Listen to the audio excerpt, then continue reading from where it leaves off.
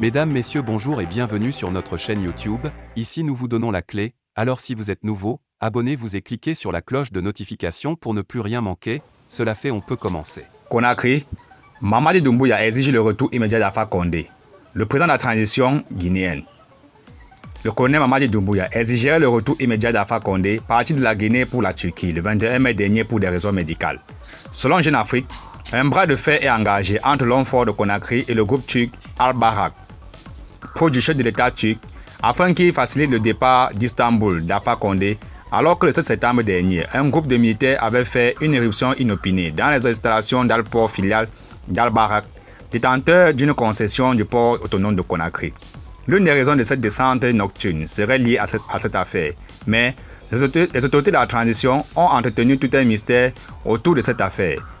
Alport Conakry avait momentanément arrêté ses activités. Selon Jeune Afrique, Al-Bayrak avait participé aux préparatifs de l'évacuation de l'ancien président à Istanbul et avait mis à sa disposition l'avion qui l'a transporté, mais aussi la villa dans laquelle il réside.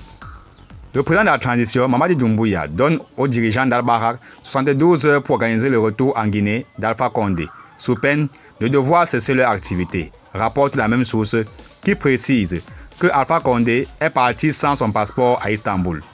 Un retour contre son gré est donc impossible sans l'accord du président turc, note le journal, qui n'écarte pas l'option que les Turcs puissent donner des garanties à Mamadi Doumbouya et dissiper ses craintes.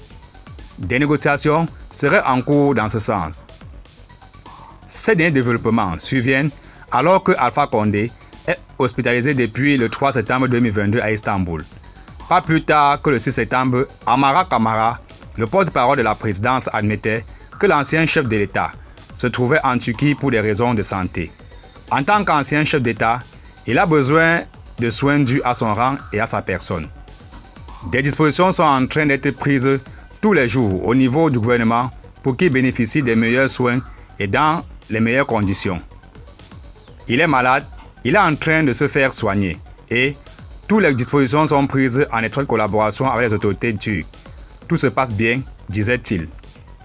Cette exigence du retour du président déchu à Conakry sonne comme un revirement spectaculaire de la part de la jeune, difficile à cerner. Merci de nous avoir suivis et surtout, abonnez-vous pour les prochaines vidéos.